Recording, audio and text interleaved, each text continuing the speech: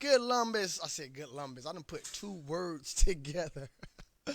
Good morning, Columbus, Georgia. This is another episode of Coffee with Coach, and I am the GOAT Coach, Coach T. Flow. So today we are talking about don't be afraid of the scale. I mean, the scale should be used not as a say all, do all, but just for a guideline. And we're gonna get back into that in a second. First, over the weekend, guys. I mean, it was just a crazy weekend. Really, since last week when we talked, we had a lot of different stories to pop up. We had to taste this house brew. Um,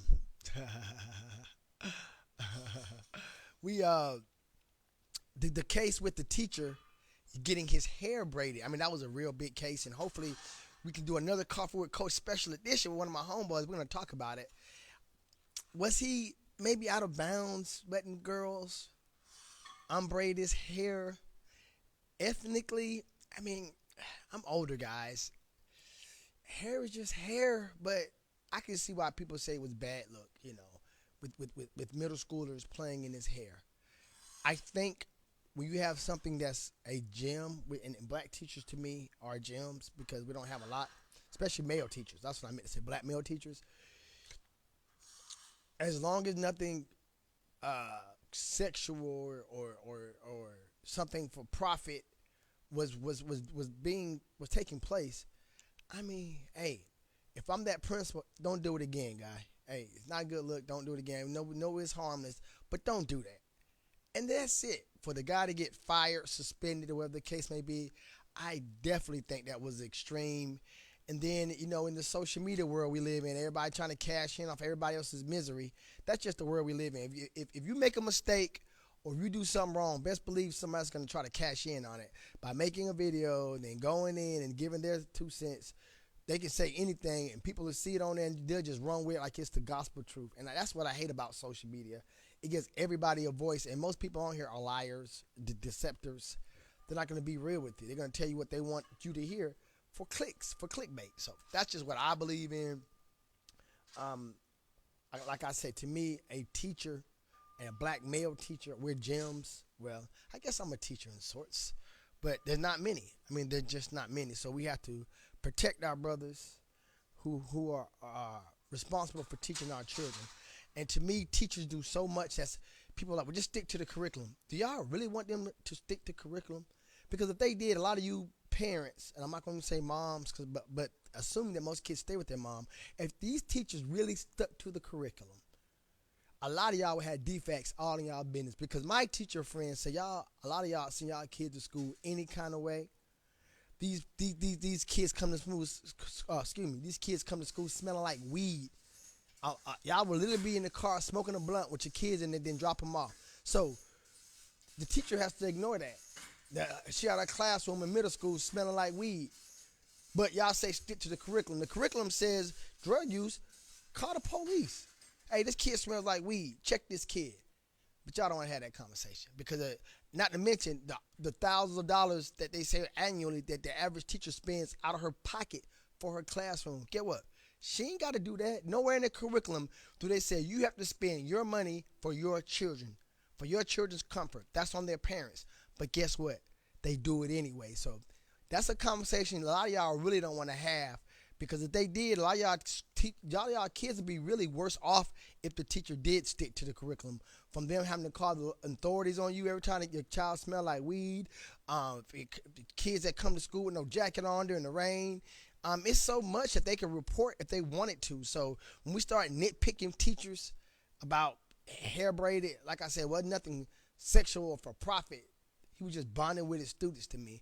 You got to bond with these kids any way they can. Their attention span is so their attention span is so short that whatever way you can bond with them and be nurturing, just roll with it. But in this polarizing cancel culture society we live in now, you just have to be careful. Make good judgments. I heard that the Drake and Kendrick battle is officially over. That came from the what's the name? Whatever the dude name is that the record label that he signed to. So I guess Kendrick Lamar won't be responding to Drake's last record, and Drake's been going through a lot lately. It seems like they've been trying to get on his properties. He had a shooting at one of his houses. So, and I said this in a podcast with my brother. We got the Bro versus Bro podcast. Make sure y'all subscribe to the Bro versus Bro podcast on YouTube. It's great. It's fun. It's sports from a fan's perspective. We don't try to get you caught up with all that mumbo jumbo from analysts. It's just some two brothers just going at it with sports. But even with that, like I said, it's just been a lot going on, man, with those two cats and just really with the culture. And I mean, everybody's dissing now. So I see the game is dissing Rick Ross. I don't really rock with Officer Ricky no more, man. I think, when people show who they are, you got to believe them. First of all, you took your whole persona from a man who was still living. Like for instance, if I call myself, let's say I call myself Tony Montana, you know what I'm saying? But I was really out there getting that bread up, you know what I'm saying? I had the blocks, I had the birds, and I was serving the hood. That's a fictional character. I could probably, I could have been. I want Tony Montana, but it is some people in the city who I can shot with who definitely could have used that moniker, Tony Montana, and been a rapper. This nigga used Rick Ross, a California drug kingpin who had a Colombian connect. He used his whole, and then Freeway Ricky Ross is still living. So Rick Ross took somebody, not to mention he was a police correctional officer, went to Albany State. I mean, you just took the man's whole persona, and then you tried to criticize him for it. So I mean, and Rick can rap. He's a good artist for the most part. But then all the stuff with Drake, you getting into it with French Montana and Drake business. But Game came for you, man, and you tiptoeing around Game like you scared of some real action. It's okay to go at the light skinned nigga from Canada. You know what I'm saying, with no street cred, but when a real gangster come at you, not to mention, I remember when them GDs lit your ass up down in Miami, wherever you was at, they lit your vehicle up and you crashed, and then you start paying that money, so you definitely getting squeezed, big boy, and now I just don't rock with Ricky like that no more, man. I know he's like Officer Ricky. Then who was beefing? JT and what's her name? Sukihana. Now, Sukihana's a real nasty female, and she makes real trashy music, but it's an artist. I want y'all to Google this. Lucille Bogan. LucilleBogan. She's was an artist 100 years ago, almost 80 years ago, and she's nasty too. So, I mean, I guess that's the thing when you underground making cult type music. It's just that I hate that type of music is in the mainstream, because Lucille Bogan was definitely the juke joint down south. But I'm like, damn, 80 years ago, y'all were talking some real freaky shit. The Cows Come Home. Y'all, Lucille Bogan, The Cows Come Home. Go listen to that song. It's probably worse than any song Sukihana ever put out. And this song came out 80 years ago. So, I mean, I guess there ain't nothing new up under the sun. But in this song, Sukihana, she cheddar bobbed herself. She was like, yeah, I suck D. I like it in the booty. I do all that. She cheddar bobbed herself, talked about herself. Like, what else you gonna say about me? I say that in my music. But she went at JT from not Crime Mob, JT from City Girls. So they got their beef, man. I mean, hey, Soldier, man, Soldier Boy, ooh, Soldier Boy, shout out to Soldier Boy. Soldier Boy actually retweeted. No, he liked my tweet, or X, whatever you want to call it. So shout out to Soldier Boy. Now, let me disclaimer: I do not condone none of that stuff he was talking about when it came to speaking on the dead. When he went at Metro Boomin and posted Happy Mother's Day, smoking on that Metro Boomin Mama pack. Oh, I was like, ooh, but that was a low blow. If you didn't know, Metro Boomin mom was killed in a murder suicide by her husband. Her husband was Metro Boomin's stepdad, and sadly she was killed, and then he killed himself. So Soldier Boy definitely went low on Mother's Day, and the whole beef was, I guess it was an old tweet that Soldier Boy was just referring to, and he told Metro Boomin he had 24 hours to take the tweet down. It was like an old tweet, and then 21 Savage interjected and was like, "Oh what?" So he went at 21, and this is the part where I agree and kind of agree with Soldier Boy. I don't. Like I said, once again, I do not condone what he said about the boy's mother. That shit was wrong. It was real cruel, especially on Mother's Day. But when you at war, when you going at somebody, hey man, I hate to say it, man, you gotta take the bad with the bad. How you think Drake feel? Y'all singing when he was a pedophile and BBL Drake making beats and stuff like that about Drake, and then somebody come at you and come low. It's like, oh, well, everybody kind of taking up for Metro Boomin. And I'm like, hey man, we seen this movie before. I don't know if y'all remember that transgender dude, Sydney Star, who lied on Chingy and ruined his career. She set the whole thing up. She set the whole thing up. Took the picture and ran with it. Like, hey, I'm having sex with this guy. We got a relationship. And Chingy like, I don't even know this person, but y'all ran with it. Destroyed his career. This happened like in 2010. He was double platinum artist, top chart topper. Went from sugar to shit basically. And she actually came out 2 years later and apologized, but the apology was silent. Because you got to put that apology on the same platform as you put the bullshit on. If you on all these social media networks claiming this your dude, everybody interviewing you, you putting all that stuff out there in the universe, and then 2 years later you go on your own page that ain't got no motion, then I'm sorry, I made it all up. It went on deaf ears. So just this year, that was 2012, that she officially apologized. So we're talking 12 years later, you're on DJ Vlad, which is a big platform, and then you apologize on DJ Vlad. But you actually reiterate that you apologized back in the day. And it was like, did nobody know that? I didn't know that you apologized. My last thing was Chingy like, boy. So, I mean, destroyed this man's career. Literally. No retribution, no punishment for lying on somebody. So, with Metro Boomin and Kendrick Lamar making these allegations against Drake, true enough, Drake and Chingy ain't the same, but still, it's allegations without no proof. You put out bad stuff in the universe about somebody. Now, they coming at you, Metro Boomin, saying you sacrificed your mom and all that. Well, thank you for the stars. Appreciate that whoever sent them. It's not showing me who sent them, but whoever sent the first star I think I got on Coffee with Coach. So shout out to you. Please let yourself be known. I can't see the comments, but thank you very much. But Metro Boomin, you got into that. First of all, you let K-Dot jump on a record with you and Future, and you went at Drake. You even made a beat called BBL Drake. But now, appreciate you, Paul. You've been a long-time supporter, Paul. You know I rock with you the long way, brother. Thank you, Paul. Appreciate you. But now, Metro Boomin, Soulja Boy coming at you in 21 and y'all silent. And like I say, I don't condone what he said about Metro Boomin mom. Rest in peace, mom. That sad situation. But once again, this is war. It was all good when you was going at Drake. Now somebody coming at you. They went low now. But still, it's war.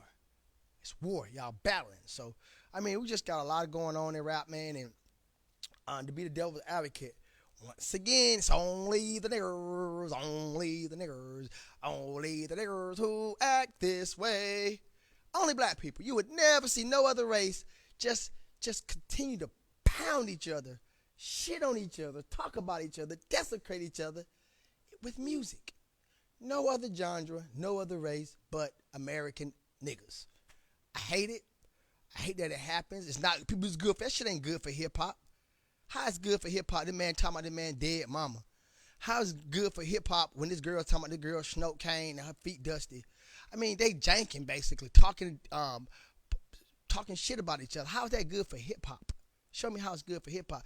If it's good for anybody, it's good to whoever own the record labels. That's who making some money. Them boys got a little change, that little money. Them record, but they had a billion streams off this Drake and Kendrick Lamar war collectively. Who do they made the most money? Let's be real. But then look at what came with it. Once again, our race looking bad. Everybody, look at those black people. Come on, man. You know what I mean? We have no honor no more. It's all about clicks, likes, and shares. That's just what we are right now. You know, people even having side stories about the beef. They break it down to beef. I'm like, come on, man. How is war ever good? It's a war. It's a real war going on when innocent people are getting killed. But you know what? Black people don't even care about that shit. Y'all will worry about these internet beef with millionaires. They got money. So I mean, that's just my take on that. And I know my opinion, my little opinion on matter on that. But black people, we gotta do better, man. We gotta spend our time better. You know what I'm saying? It's okay to have a friendly competition if it's Like Big Daddy Kane, LL Cool J. Y'all know they used to beef? Y'all ain't know that, did you? Because they wasn't talking about each other's moms and all that. They just kept it all lyrical. That's different. You know what I'm saying? It wasn't making accusation. All LL, you like young girls. Big Daddy Kane, you want to take it in the ass. It wasn't no beef like that. It was just lyrical. Step to me, punk. Dope a dog food, rap prime minister. Some say sinister. Now I'm stopping the groove until when it's the climax at IMAX. Relax and chip. Old school. So that's the difference to me. This new diss rap, I don't like it, and I'm glad that Top Dog, that's the CEO of K-Dot's label. I'm glad he officially said that the beef is over. I hope they stick to that. All these other beefs, the 21 Savage, Soldier Boy beef, I don't know how that's going to end. I don't really know because 21 Savage, I got my problems with him too. Reason I got problem with 21 Savage is you was so hard on Jeezy. Jeezy never did nothing to you, but yet you was like pussy, dissing Jeezy all on Twitter. I'm like, damn, what Jeezy do to you? It was all because you just like Gucci. No, Jeezy ain't do nothing to you at all. But now somebody pressing you. You ain't stand on business when they smoked your brother, cuz.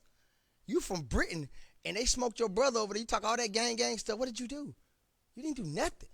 Now Soldier calling you out, call you all out your name within, you didn't do nothing. Once again, if it's a light skin, not 21 didn't go at Drake, but Metro and Future. If it's a light skinned nigga from Canada, basically a pop star, an R&B guy who just do rap, oh y'all go all in on him. Big Draco been dropping bombs on y'all, slapping y'all in the face with them words, them tweets. No action. No action on Big Draco. But like I say, somebody y'all deem lesser of an artist or lesser of a rapper, y'all making songs, making beats, got little videos of a little cartoon dude with a BBL. Come on, man. That's to me, you picking and choosing, man. You're doing selective process of basically bully behavior. We can get him, but we want to rock with Draco. Y'all got to say something, 21. You already suspecting me. I think you all cap all that gangster shit. All that you be hollering, it's in your music. It's okay to rap it, but you act like you really stamping and stepping on shit. I listened to your what's the other platform that him and the West Coast dude, Blueface Manager be on? Clubhouse. I heard all your Clubhouse interviews, how you stepping. It always be somebody else. So I'm stepping. You ain't stepping on shit. Stop flex. Step on Draco. Step on Big Draco.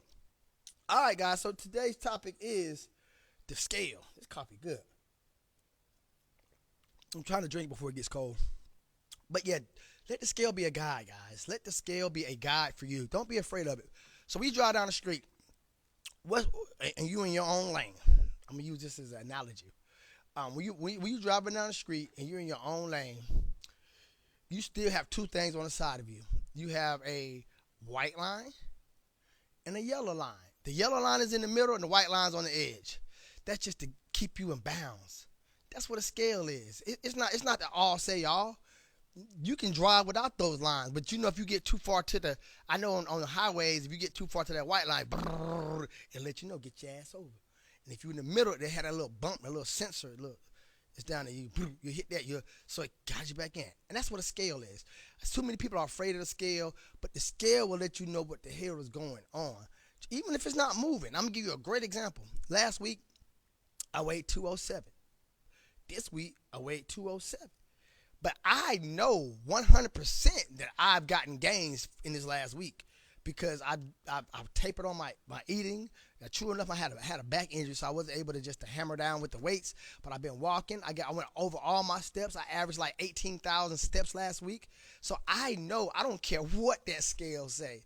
If anything, in my leg, I did like a check this morning. So I went in front of the mirror, had my shorts on. I'm just looking at my body. Legs are definitely getting toned up for all the walking I did. I did a lot of walking last week. The scale didn't move at all. But when I checked my body fat, I dropped a whole point of body fat. I dropped a whole point. So I know that, hey, what I was doing last week, it worked. I don't care that the scale didn't drop. Now, if that scale had been up 209, 210, I'd have been like, whoa, what happened? And I had to try to figure that out. But I knew, based off my training and what I had going on, that I look different. And even in the mirror, I start seeing my obliques come in again. And let me tell y'all, I'm about to be 51 years old. When I lock this shit back in, I need to lose about another 15, 20 pounds. Hopefully, I will have that done by my birthday. My birthday is at the end of July. But when I lock these 20 pounds in, man, I'm finna be my shirt all summer because I'm showing that my people who are 40 years old and up, that we can still do this. You can still have the body of your life in your 40s, in your 50s, if you just apply yourself. So I am the model. I'm the prototype for this. I'm going to prove to people I don't use no drugs. I don't use no steroids. I barely use supplements. I don't drink protein powder. I need to start get my protein back because I'm about to start hitting weights hard again. But I'm a natural. I'm a natural fit guy. You know what I'm saying? But I'm going to show you that with a little willpower, a little bit of discipline, you can have the body of your life over 40, over 50, hell, over 60. You can do it. And if you need help with this process, if you're like, Coach, well, I don't even know where to start at, you can find me at 4701 Buena Vista Road, hard up the east side. Mr. Buena Vista Road is what they call me. It was a guy this morning, it was like a little rain this morning, so the asphalt was wet. And if you go check my Terrence Flowers page, my regular page on Facebook, go to the stories. I might have made a reel about it, but I know it's in my stories. You will see this guy here that's just doing donuts early this morning. And then I didn't record this part, but a cop was out there, and it's like an island out there. It's like a curve, but if you go straight, you're gonna hit the curve. You gotta go around the island. This motherfucker just tried to bolt up out of there. Boom! Hit the curve. And all these little lights came on in his car. I guess the emergency lights for impact. I'm like, what the hell? But all this happened this morning, guys. So it's just like crazy day in that C-Town already. Like I said, we're located across the street from AutoZone. So I got a brand new, it's not new, I've been doing it for about a month now. I've been kind of like tailoring up. But on Mondays and Wednesdays, guys, if you're interested in Flame Boot Camp, we meet 2 times a week, 1 time on the weekend for a 3-mile walk. Guys, it's $100 a month. I mean, it's nothing. It's like, I think it averages up to like $12 a visit. So if you're interested in Flame, like I said, we meet at 5 o'clock in the morning on Mondays, Wednesdays, and at 7:30 on Saturdays. Make sure you hit me up. General membership is $40 with free coaching. I mean, we add so much value to what we do here. No, it's not Planet Fitness, but a McDonald's burger isn't a Cannon burger. So that's how I want y'all to look at it. Don't judge me with Crunch and Planet because we're 2 different things. My services are different from theirs. It's like apples and oranges to what we do. It comes with free coaching. We do free weigh-ins, body fat metering, BMI metering, consultation.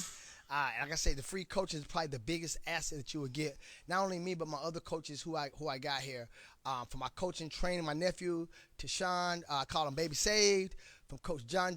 And then I got clients who I like coaches. Shout out to Wayne. Shout out to Darnell Stank. We are all like, they're clients, but they're members, but they're also like coaches. They help out. We like family here, guys. It's like working out with your cousins. That's the best way I could explain 4.0 Fit. It's like working out with your cousins. So it's never a dull moment. It's like you in the gym and the barbershop. You know what I mean? And I love it, man. I love waking up, coming to the gym. I got up at 3:30 this morning. I couldn't wait to get here, and I was just in the bed online looking at stuff. Like, let me just get up, and I got here and I'm ready to go, man. So if you need help with your fitness journey and if you want to encompass a fitness lifestyle, make sure you come see the GOAT Coach, Coach T Flow. All right, that's it for Coffee with Coach, guys. I'll probably see you guys Wednesday when I drop my special podcast with my boy J-Bo about this teacher situation and the lack of black male teachers in the teaching community, okay? All right, guys, have a great Monday, Columbus. I don't know if it's going to rain today, but watch The Next Driver. But these kids out here crazy. If you go see the donuts, the guy out there in the red car, no snitching, no diddy. But he was doing the thing, man. And he just, then he came back again. So I don't know, maybe he was testing his car out. But it's going to be a crazy day in that C-Town today, guarantee it. It's a GOAT Coach. I'm out. Peace.